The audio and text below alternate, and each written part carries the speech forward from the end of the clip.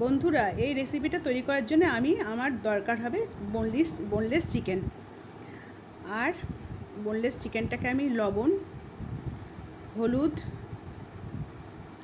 আর লাল মির্চ পাউডার দিয়ে ম্যারিনেট করে নেব। দিয়ে দিলাম লবণ, হলুদ আর দিলাম লাল মির্চ পাউডার। এবার এটাকে আমি লাল মির্চ পাউডার আর কিছুটা দিতে হবে। এবার আমি এটাকে ভালো করে ম্যারিনেট করে নেব। আর দেব আদা রসুন পেস্টটা আমি দিয়ে দিলাম। এবার এটা ভালো করে ম্যারিনেট করে নিতে হবে। বন্ধুরা, তোমরা একবার বানিয়ে দেখো, খুব ভালো হবে। এখানে নিয়েছি পেঁয়াজ আর টমেটো কুচি, ক্যাপসিকাম, পেঁয়াজ আর রসুন, আদা, এগুলো একটা কড়া আমি বসিয়ে নিলাম। উনুনে বসিয়ে নিয়ে তার মধ্যে আমি একটা একটা করে ম্যারিনেট করা চিকেনগুলো দিয়ে দিচ্ছি। এগুলো ফ্রাই করে নিতে হবে। এগুলো শ্যালো ফ্রাই করলেই হবে, ডিপ ফ্রাই করতে হবে না। তারপর এগুলো যখন হয়ে গেল, এটা তুলে নিয়ে আমি দেখে নিলাম এগুলো ফ্রাই হয়ে গেছে। এবার আমি এগুলোকে তুলে নিলাম। এবার তুলে নেওয়ার পরে যে তেলটা অবশিষ্ট থাকলে সেই তেলে আমি দিয়ে দিলাম পেঁয়াজ কুচনো দিয়ে দিলাম। এবার দিলাম টমেটো পেঁয়াজ দেওয়ার পরে এটা কিছুক্ষণ নাড়াচাড়া করতে হবে। নাড়াচাড়া করার পরে আমার টমেটোটা ভালো করে এবার ছাড়িয়ে নিলাম। এবার ভালো করে নাড়াচাড়া করতে হবে।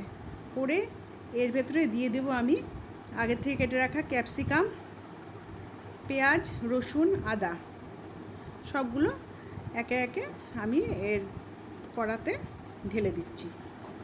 কড়াতে সব ঢালা হয়ে গেলে আমি এগুলো নাড়াচাড়া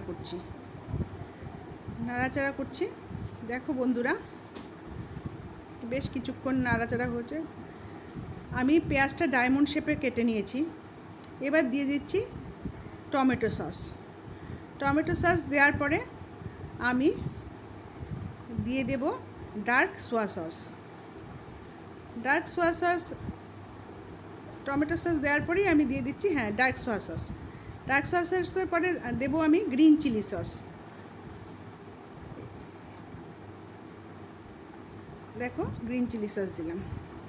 এবার আমি ভালো করে এগুলো নাড়াচাড়া করব। এটা 5-7 মিনিট নাড়াচাড়া করে এর মধ্যে আমি দিয়ে দিলাম লবণ দেওয়ার পরে আমি 5-7 মিনিট নাড়াচাড়া করব। তারপর দিয়ে দেবো আমি আগের থেকে ভেজে রাখা চিকেনগুলোকে দিয়ে দিলাম। দেখো বন্ধুরা, দেখতে কি সুন্দর হয়েছে। তোমরা অবশ্যই একবার ট্রাই করে দেখো।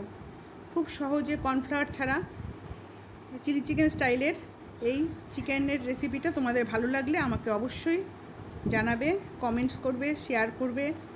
Thank you, bye by.